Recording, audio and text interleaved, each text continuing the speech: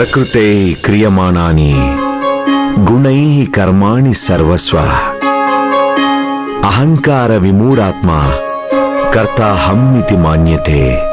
సమస్త కర్మలు ప్రకృతి తత్వాల ద్వారానే చెయ్యబడతాయి. కానీ ఎవరి మనసులో అహంకారం మూఢత్వం ఉంటుందో వారు ఇలా కూడా అనుకుంటారు, ఇవన్నీ వారి వల్లే జరుగుతున్నాయి అని. అహం విషం లాంటిది. అది గనుక మనిషి జీవితంలోకి ప్రవేశిస్తే అప్పుడు మొట్టమొదట మనిషి జీవితంలోని మధురమైన అంశాలన్నిటినీ జీవితంలో నుంచి బయటికి తరిమి కొడుతుంది. మనిషిని ఒంటరిని చేసేస్తుంది.